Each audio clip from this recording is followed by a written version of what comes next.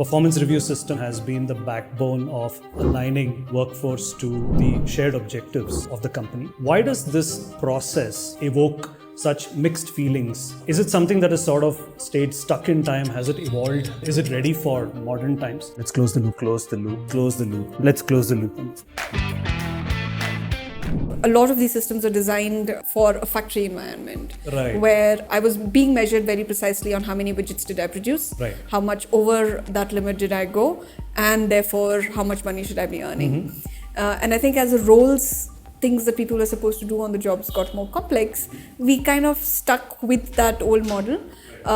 But I think there is also the very real element of the company being there to be able to generate profit. Right. And for it to be able to generate profit, it needs to be able to manage its costs and employee costs, payroll costs are a large part of whatever which is a very big part of organization. any company. Right. So then if I have to think through how do I make sure that money is going to the people who are creating the most value, then I have to have some sort of a bell curve, some sort of a ranking mechanism. And therefore, every employee has to fit into a slot. So they have to. Yeah. So I mean, even if like at the very minimum, I need to identify who my best people are, who are the ones who are not really pulling their weight, and then there's everybody else in there. How much will the business worry about it? That's my first thing, right? Okay. Because one, yes, performance, end of the day, is tied to the business. But they have other things to do as well. So that's where HR comes in. Because I think HR brings in that amount of fairness, consistency, like you said, closing the loop. Right.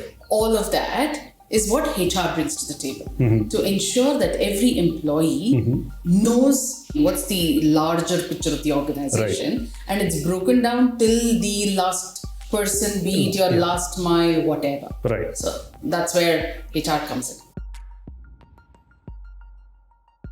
My sense is there are two primary reasons why HR should be moving towards a metric-driven, measured way of working. One is mostly how do we measure impact of a function? It typically not just to prove to others, but just for ourselves. Are we doing the right things? Is it leading to impact, right, as HR professionals? I think knowing what metric to chase is important. So that's typically one. Secondly, particularly in HR, though in many other functions as well, there are points of views that this is the right thing to do versus that. Right. Especially in HR, these both point of views can tend to be equally right. Correct. Right? Difficult to choose which is the right thing to do. And sometimes when you have a data outcome, then you can run an experiment and show, hey, this works better. Correct.